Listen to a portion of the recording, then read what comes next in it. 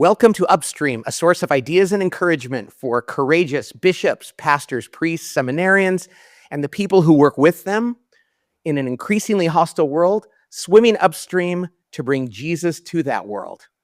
I'm Pat Lencioni, your host. I'm so excited to be joined by a wonderful and courageous priest, Father Michael Andrade, an old friend of mine who's now out in Clovis, California at Our Lady of Perpetual Help Church. How you doing, Father Michael? I'm doing great, Pat. It's great to be with you, and you've been such an inspiration to me and help over the years, so it's great to join together again and talk about some important topics.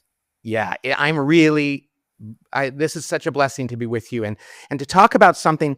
So we're in the summer, right? We're leading up to July 1st. It's coming up in a number of weeks. And that's a time of great change in the Catholic world when a lot of pastors get reassigned to their parishes. And the summer months are a time of change as schools are going to open up in September or August. And this is a time where a lot of things are happening in the church. It's a very pliable time.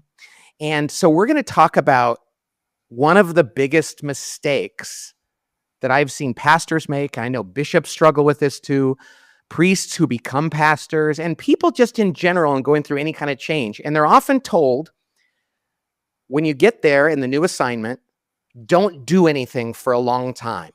Just walk around and get to know people and observe things. Give it a year before you make any changes. And I just, based on my own corporate experience, which I know is different than churches, but even in the church world, think this is not great advice. And you are a testament to how to manage transition. I remember years ago, you were a pastor in my hometown of Bakersfield, California at St. Philip's. And then they moved you to Clovis in the Fresno diocese. You took over Our Lady Perpetual Help Church. And I'd like you to share with our audience how you went about doing that and what you learned.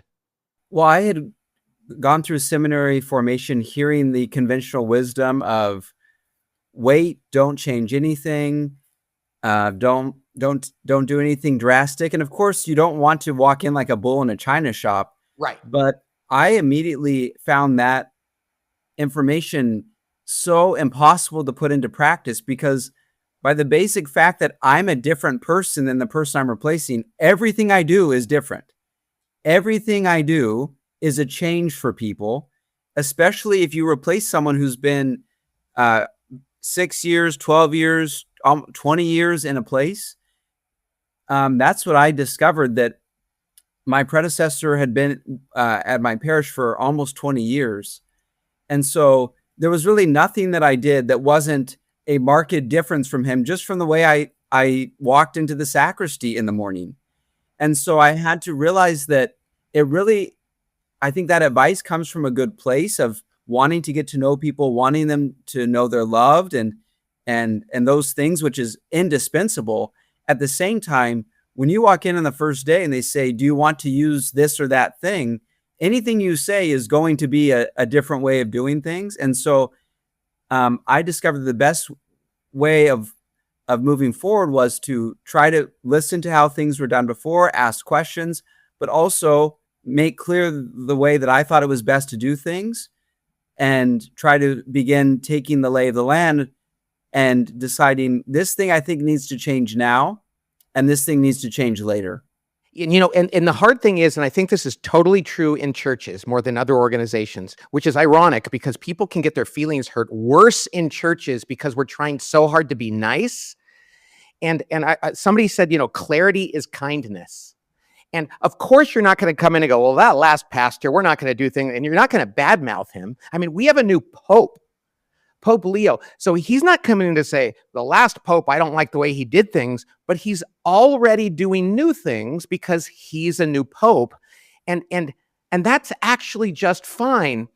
We think we have to choose between honoring the previous one by staying with everything they did, or insulting them by making a change. And it's not an insult to change things. And yet so many times in the church, in a parish, a pastor will do that. And all he's doing is prolonging the transition, which actually does cause more suffering. Exactly right. And many of the transitions we have to go through in parishes, they're no easier if you wait 1 year or 5 years to do them. It's going to be difficult. Transition management and transitions are difficult in parish life, no matter when you do them. And so it's important to begin thinking about doing those things when they come about and not have this artificial barrier that one is waiting for, because it really in reality doesn't make things easier. Yeah. I will have a question. Let's get down to brass tacks. How long, literally, how long would you wait before, and did you wait before you started talking about what might change? Is it literally a week? It wasn't a week. It was about 24 hours. So what I did when I came to this parish is gather the staff together. I started, maybe preface it with this. I started with the parish staff and the people who were closest to me, because it's really the first place that the pastor is coming into contact with. Yes.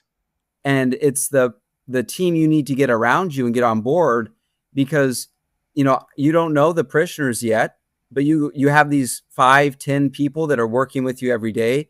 That's the place where I focus my attention first. Right. Yeah, to go out and make an announcement to the parish and have your leadership team hearing about it for the first time is a great way to guarantee that you're going to have people opposed to what you're doing. Yes, exactly. I gathered the staff together and just began praying with them. I said, we're going to really focus on getting to each other and praying together. So let's share some prayer intentions. Here's my vocation story. I want to really focus on prayer. And that alone was a major, not that my predecessor wasn't a prayerful man or wasn't praying with people, but that's something they hadn't done before.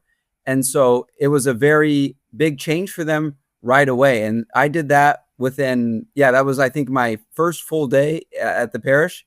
That's something we did. That's beautiful. And this sounds so simple and so obvious. And at the Amazing Parish, we always talked about it, but start with prayer. Whether you're having a difficult employee decision to make, whatever you're doing, take it to Jesus, take it to the Holy Spirit and say, God, help us through this. So that's the first thing you did. That changes everything.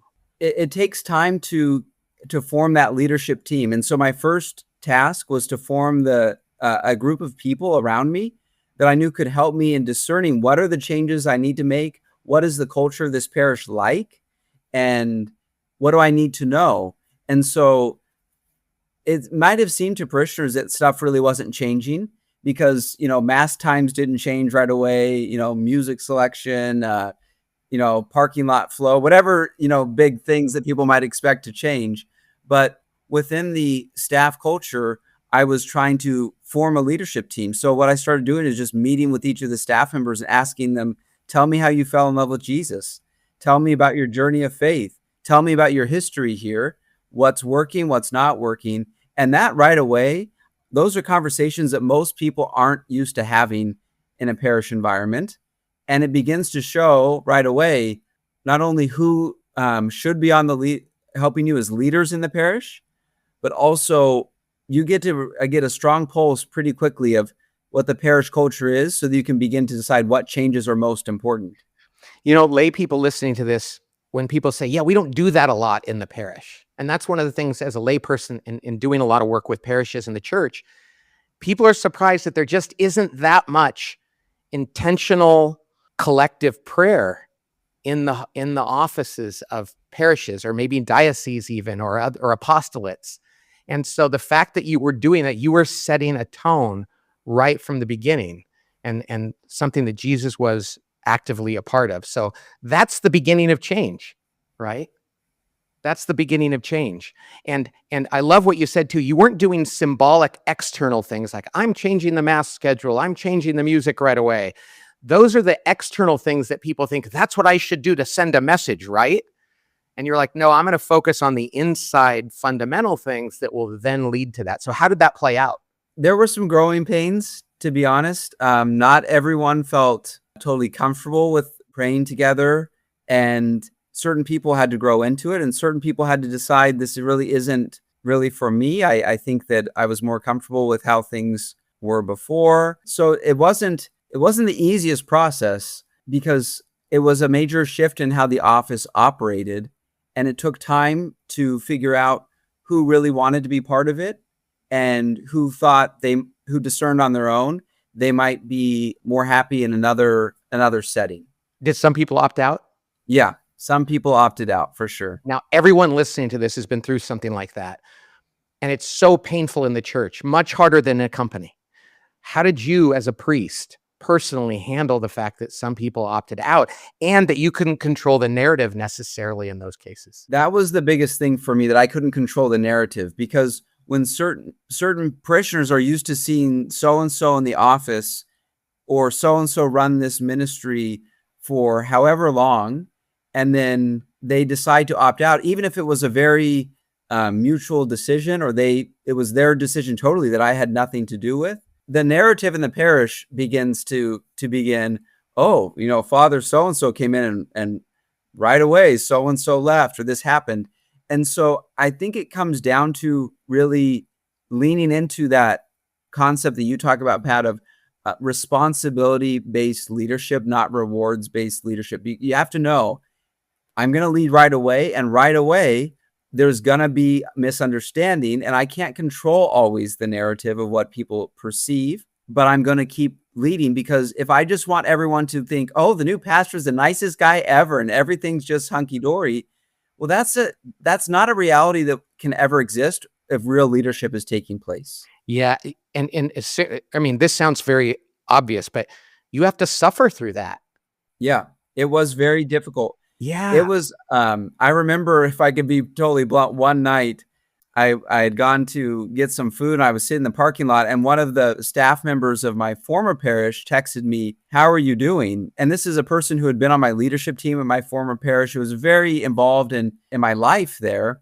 I saw that text, and I just sat in that parking lot that evening, and I just started crying, because it was just so hard. It was letting go for me of someone who really understood the direction I was trying to take things, understood me, my personality, in the midst of people already starting to say, well, did you hear this guy this or this guy that, before you've even really had a chance to get to know them. And so, yeah, it is very difficult for us as pastors. We want to love people. We want to be loved by people, but leadership is going to be suffering. It's going to be the cross. And that's the reality of taking leadership roles within the church even. Father Michael Schmitz and I, the other Father Michael, the other world famous Father Michael like you, just slightly more popular and well-known than me. Well, in our last podcast on Upstream, we talked about the difficulty and the danger of wanting to be popular, because we all want to be loved. And we all do want to come into a parish and have people be like, oh, we're so glad he's here. This is going great. But that's impossible. And when you go through a transition, there will always be some pain and suffering. And yet, gosh, it feels like your vocation, you're already doing so much for other people. The idea that you might actually be temporarily misunderstood or disliked can feel like, no, this is too much. So how long did that go on for? And how did you deal with that, other than being with Jesus? Are there any other things you did to help get through that? Being with Jesus is the main thing. And it sounds a bit cliche, but it's not. You have to be so rooted in prayer and that relationship with him, because if you're not, it will be impossible to lead well, or even lead as weak as we are in any semblance of trying to do our best. But one of the things I had to do within the first 5 or 6 months that I was at the parish is bring some new people onto the parish staff and team that hadn't been there before, that I knew wanted to embrace the mission that I was embarking on, wanted to be good collaborators, and were going to help me form the culture that I wanted. And so I had to bring people in that were going to be that support that I needed, that any pastor is going to need if he's going to form a vision and lead a parish forward. Right. Yeah. And that's one of the things. So, to go back to this, so certain people opted out with dignity and love, but that's painful. And you brought certain people, a few new people in. So it becomes a new team. How long was it before external things started to happen that people in the parish could see? Well, like I said, I'm sure there were things they saw right away, just the style of celebrating Mass, or, every priest, we celebrate Mass off the same Roman Missal, and hopefully we're following the same rubrics, but you hold your hand slightly differently, and someone comes up and goes, I love the way you do that, man. Father never, and I was like, I was just saying Mass. I wasn't trying to. So there were some changes like that I was really out of my control. I mean, those things happen right away, but bigger exterior changes probably didn't take place for maybe at least a year later, because I was not trying to wait for this magical 1-year mark, but it was just forming a team takes a long time and a lot of effort. And so I was putting my attention there because I knew if I didn't have that first circle of influence around me to really know where we were going, I wasn't going to have success with anything in the parish. Right. So we did change like a Mass time to better accommodate the school, maybe about 6 months in, a daily Mass change, things like that were bigger changes for some people that didn't affect the broader parish. But there was a lot of internal work that lasted for a long time. Father Michael, I have a question for you. This is from the perspective of a layperson. Now, whether you're a bishop or a pastor, I think this is important to hear. It's like, so we're out here and we're getting a new bishop or a new pastor more likely. And the question is, we're very hopeful. Like we're like excited. It's not that we dislike the last one, but we're like, hey, there's a new pastor. And usually we know that new pastor it's been like 3 or 4 months. They told us the old one was retiring or moving on. And so we're really excited. And if we don't see anything, we often are like, oh man, what's going on? And I totally understand that you need to start internally. You need to start with prayer. You need to do all those things. I wonder though, is there any possibility for low-hanging fruit? Like, is there any possibility to come in? And I might actually give a bishop or a pastor the advice of saying, get together with your team and say, are there 1 or 2 things that would be simple, not overly controversial, but would really send a message to people that we are going to do some good things? And I'm interested in what you think of that. Like, is that okay to do fairly quickly? Yeah, absolutely. And I think the biggest thing that a layperson can do to help their pastor during a time of transition is just to tell him, we're excited that you're here. We know that it can be hard to make transitions, but we want to support you in those. So just come to us if there's anything you need. Can we meet? Can we give you some input? We want to help in whatever way we can. We'll have your back, Father, because it can feel intimidating when you don't know anyone at the parish and you're afraid that whatever decision you make is going to make someone uncomfortable or someone unhappy with you. Got it. So what you're saying is, on the way out of Mass, while you're standing out in front, it's best to come by and just say, hey, you need more confession times, and then go. Yeah. I know one person at my parish was sending anonymous letters with it was like getting messages from the Zodiac or something like that I had to decode just to say, would you please change the confession time a little bit? And I was like, why can't you just come and meet me and talk with me about this if this is a change you want to make? Because I want to make that change too. So people, they'll often wait till they think it's a good time, but it may not be the time that the pastor is able and to receive the information that they're wanting to share with him. So the best thing I think to do is to go to the pastor and say, hey, when would be a good time for you to sit down and get to know each other and to let us share how we think we can support you and where we can encourage whatever vision you have for us here at the parish, Father, and maybe share some of our thoughts. So I have a question now. Do you ever find one of those low-hanging fruit initial things that you can change to be without any opposition? Absolutely not. I mean, nothing you do in the parish is going to be without opposition. It always baffles my mind, the things that someone will get mad about, but it happens no matter what. When I first arrived at this parish, I got some really good advice from a very high-level doctor and surgeon from one of our local hospitals who had been a leader in his field. He came up to me one day, maybe it was kind of showing on my face that it was, I was just having a bit of a tough go of it. And he said, listen, Padre, every decision you make, if there's 10 people involved, one person will be unhappy. So just make 10 decisions, and by the end, you'll have made everyone unhappy at some point. And he just kind of laughed. But I've never forgot that piece of advice because it's just so true. And it's like, okay, well, I don't have to have 100% consensus on any one thing at the parish to mean that I'm doing a good job as a pastor and that I'm leading in a good direction. And this is something every bishop, every pastor, every priest, every leader of an apostolate, every ministry head can listen to. So often in churches, they wait until they think it's going to be 100%. What they don't realize is that 9 of the 10 people who think it's a good idea, they are even more frustrated that you're trying to protect yourself from the criticism of the one. And oftentimes, I think the criticism comes from people on the staff or on the inside.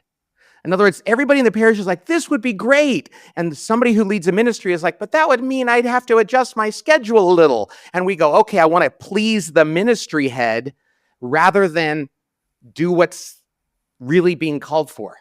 That's absolutely true, Pat, because I had a situation when I inherited my parish where there were a lot of people of all ages that were very on board.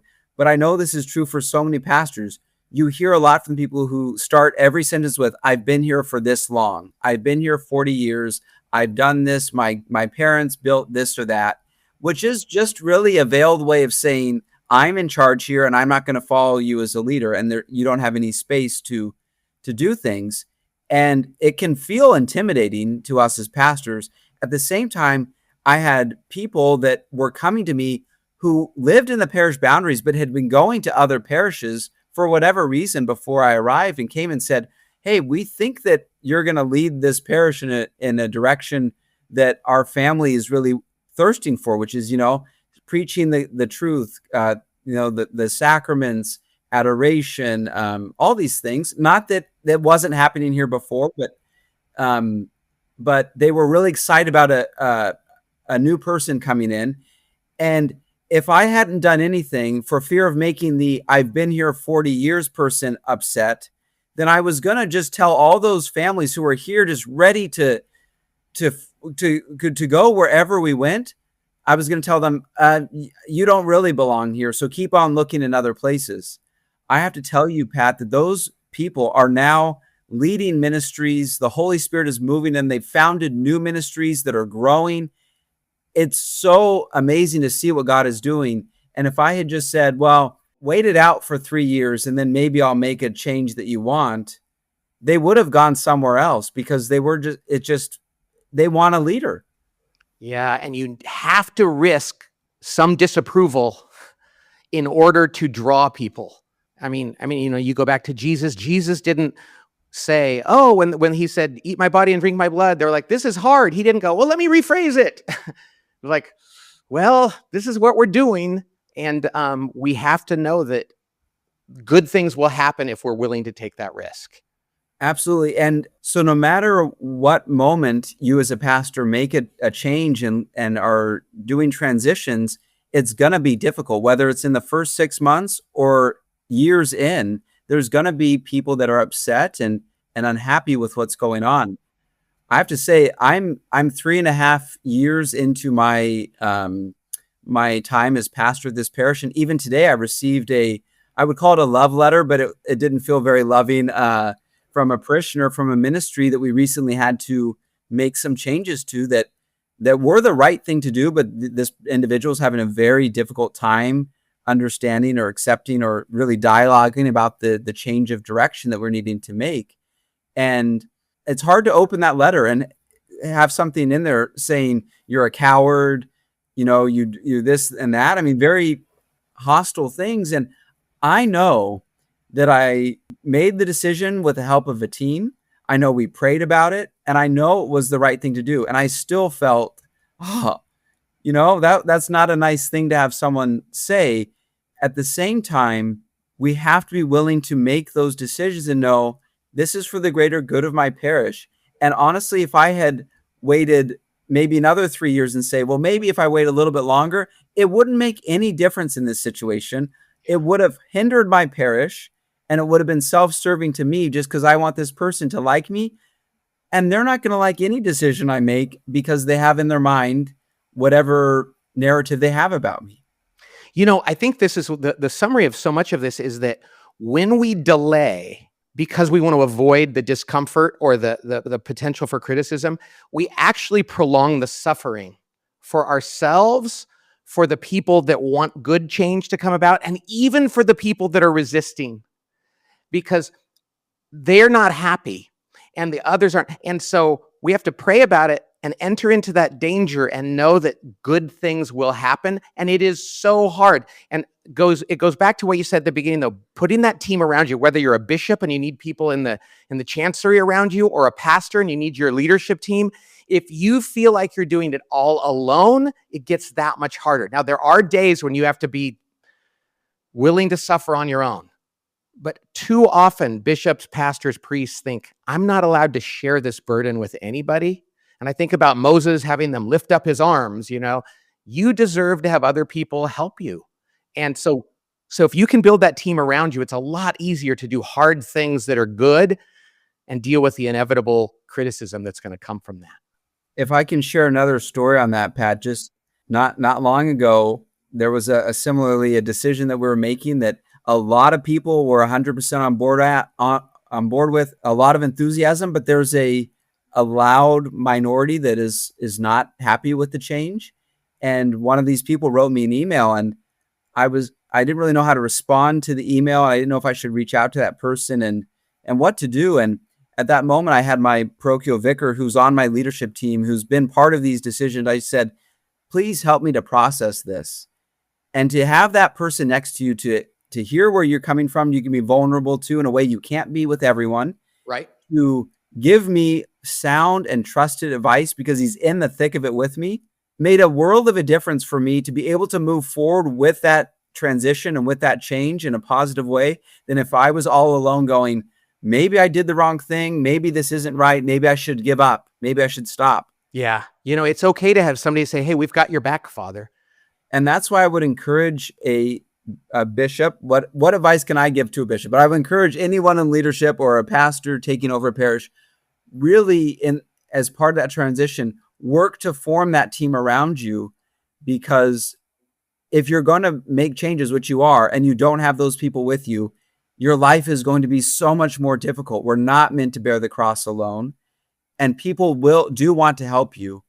And it may not be the person who's next to you the day you walk into the parish, but I guarantee you they're there and they want to be a part of it. And they'll help you do the heavy lifts so you don't do it alone.